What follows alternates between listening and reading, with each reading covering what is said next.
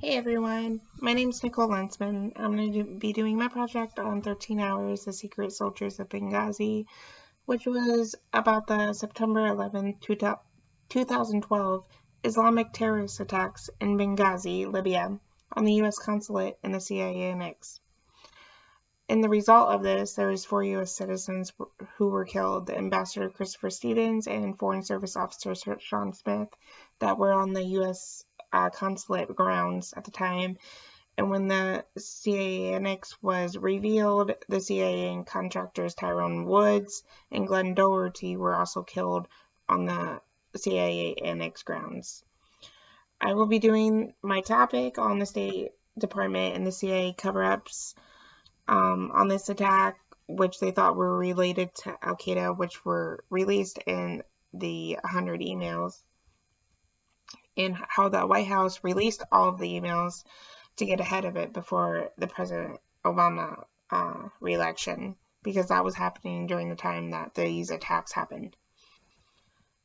Sources I'm going to be using are an article from Business Insider, intrigue surrounding the secret CIA operation in Benghazi is not going away. I'll be referencing the White House Benghazi 100 emails. And also a post from New York Post, Scandals Washington Qaeda cut out an email trial, Benghazi spin revealed. I mostly want to, the purpose of me wanting to do this project is so that people can actually see how the government cover-ups, how this is controversy, how it has to deal with re-elections and getting people re-elected when something happens that's very controversial and could put them in the spot to not be re-elected. There's certain aspects of the movie that the filmmaker made for us to see was, I think, in the movie before the events happened of the attack, there was a message that was on the board at the CIA annex for the contractors that there was going to be an attack within the week that was relayed from the State Department. And they read it and they shredded it. And the way they said it was read and destroy, which they didn't take it very seriously. And I think that was a weakness on the contractors' end, but a strength because for the federal government, because the State Department released that information to warn them that there may be an attack. There's known attacks to happen within the amount of time while they were there. And a big weakness that is very controversial for me was the fact that the chief CIA officer at the CIA annex kept telling the contractors to wait. They didn't give because they needed clarification that they could go, which in the end was actually said that they never actually needed, but they kept saying they were going to go no matter if they had the yes or no, and they waited 20 minutes before they even were allowed to leave, and they went anyways when they were told not to go then. If we had gone earlier in that 20 minutes, we could have most likely saved a lot of lives. We could have saved the ambassador's life and the officer's life, Sean Smith. It wouldn't have been where the Libyans had been after the attack on the consulate had happened. They wouldn't have taken his body to the hospital where he was pronounced dead because of smoke inhalation, because they had burned the building basically and the safe spot that they were in, and they couldn't get out. They couldn't get out through the window. And they should have been able to be out and saved.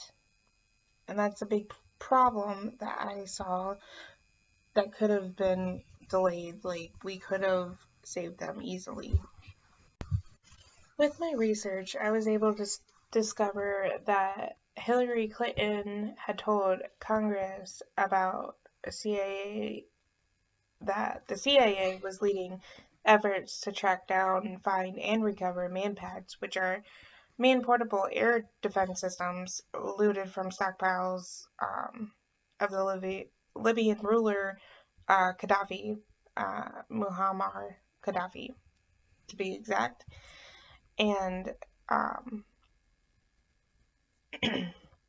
there is a very big connection between that because Ambassador Stevens was working with trying to find a shipment of manpads and rocket-propelled grenades from Benghazi to Syria through southern Turkey. That's why he had gone to Benghazi in the first place, because he was meeting on 9/11 in 2012 with the Turkish Consul General Ali Sakit Akin to negotiate weapons transfer in an effort to get the SA-7 missiles out of these Libyan extremists' hands, and which are basically the manpads.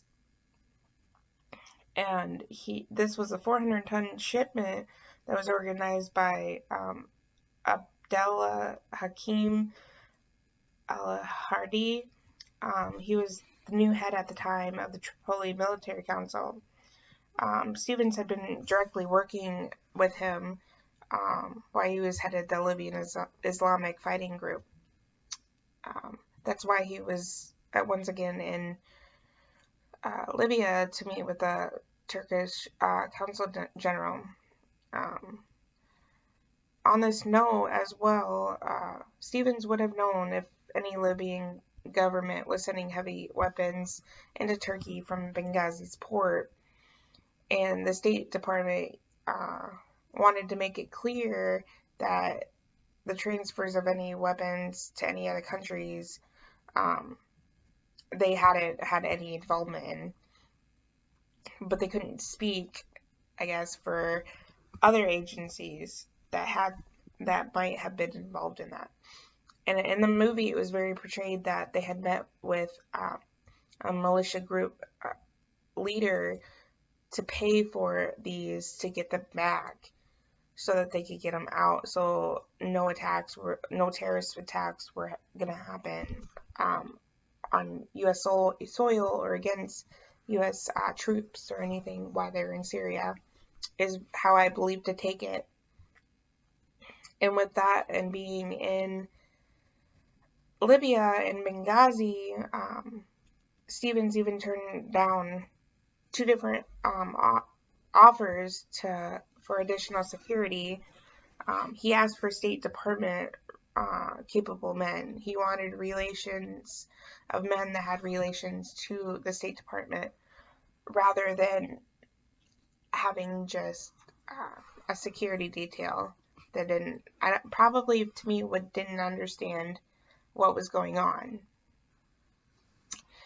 And this is all stemmed from what I learned in my source of the Business Insider intriguing surrounding the secret CIA operations, and Benghazi is not going away.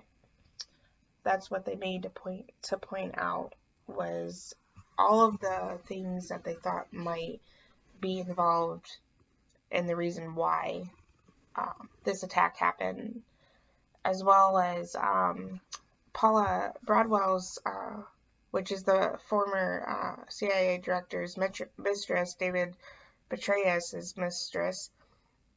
He had said to her that they thought that the CIA might have actually had this attack happen because at the CIA annex they had Libyan militia members that were taken prisoner, and they thought this attack might have been the effort to get those prisoners back, which in the end they realized that was not the issue. The emails that were released about the Benghazi attacks from the White House, they had different talking points that they wanted to release to the media, and all of these talking points were dulled down to from 6 bulletin points points all the way to 3 that had very little information about what was happening and what had happening. And this really was a controversy because of the re-election that was happening with President Obama. They didn't want certain things to be released because of the re-election and the fear of him not being re-elected like they wanted. And these bulletin points were, we believe, what it says was, we believe, based on current available information, that the attacks in Benghazi were spontaneously inspired by the protest at the U.S. Embassy in Cairo and evolved into a direct assault against the U.S. consulate and subsequently its annex. This assessment may change as additional information is collected and analyzed, and currently available information continues to be evaluated. The crowd almost certainly was a mix of individuals from across many sectors of Libyan society. That being said, we do know that Islamic extremists with ties to Al-Qaeda participated in this attack. Initially, press reporting linked the attack of Nasar al-Ashira. The group has since released a statement that its leadership did not order the attacks, but did not deny that some of its members were involved. Ashari's Facebook page aims to spread Shahi in Libya and emphasize the need for jihad to counter what is viewed as false interpretations of Islam, according to an open source study. The wide availability of weapons and experienced fighters in Libya almost certainly contributed to the lethality of the attacks. Since April, there has been at least 5 other attacks against foreign interests in Benghazi by unidentified assailants, including the June attack against the British ambassador's convoy. We cannot rule out that the individuals had previously surveilled the U.S. facilities, also contributing to the effects of the attack. We are working with Libyan authorities and intelligence partners in an effort to help bring to justice those responsible for the deaths of the U.S. citizens. This is what started out for the talking points that they were going to release to the media, and through all of these hundreds, they went down and just cut everything of importance out of it because they were trying to hide it. And in one of the emails in the beginning, they made a point to point out that we knew it was Al-Qaeda, people that were tied to Al-Qaeda that had participated in these attacks. And meaning if they had participated and they were tied to Al-Qaeda, that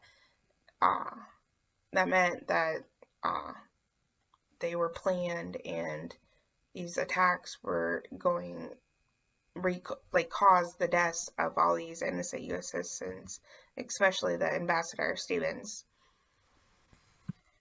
Through all of these emails, through everyone before it was given to the House and the Senate, they tweaked all of the talking points all the way down to 3, like I had just previously said. And they made a point to take out that ties to Al-Qaeda were responsible. They made a point to take that out. They made a point to change the consulate they said that it wasn't the consulate. They changed the words for that. All these little things that were very important information, they completely changed or took out and they kept this going for days after it happened, and they just kept putting it off before they even sent it in to people. And the House and the Senate, they just kept going and going, and they didn't want to release all the information until they had their story straight, basically, so everybody was on board. And these last three that they just came up with for the talking points were: the currently available information suggests that the demonstrations in Benghazi were spontaneously inspired by the protests at the U.S. embassy in Cairo and evolved into a direct assault against the U.S. diplomatic post. Like I said, they changed it from the consulate because they said it wasn't an actual consulate, it was a diplomatic post. Once again, it was a U.S. diplomatic post in Benghazi, and subsequently its annex. There are indications that extremists participated in the violent demonstrations. The assessment may change as additional information is collected and analyzed, and as currently available information continues to be evaluated. The investigation is ongoing, and the U.S. government is working with Libya authorities to bring to justice those responsible for the deaths of U.S. citizens.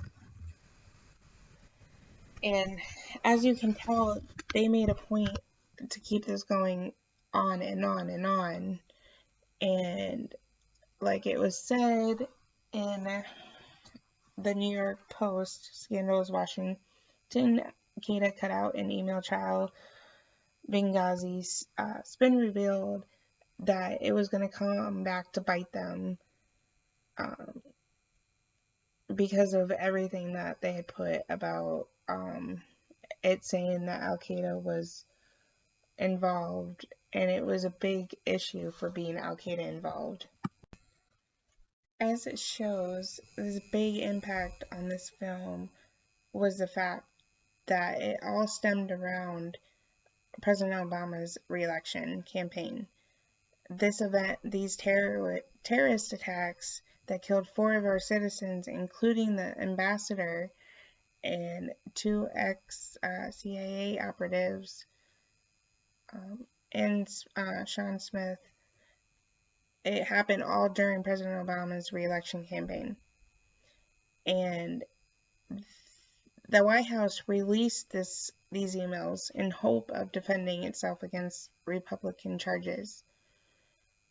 They wanted to say that they weren't hiding the terrorist attacks, which in all reality, from the emails, you can definitely tell that they were hiding them.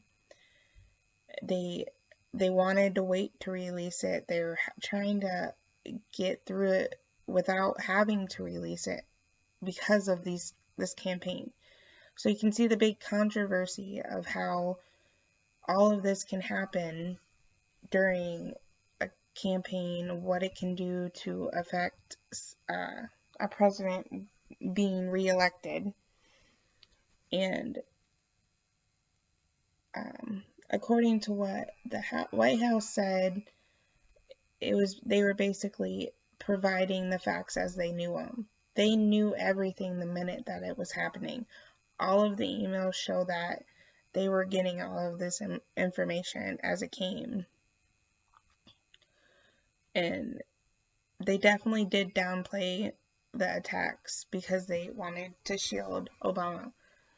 And the controversy of how Hillary Clinton and her emails tie into this is a big reference as well.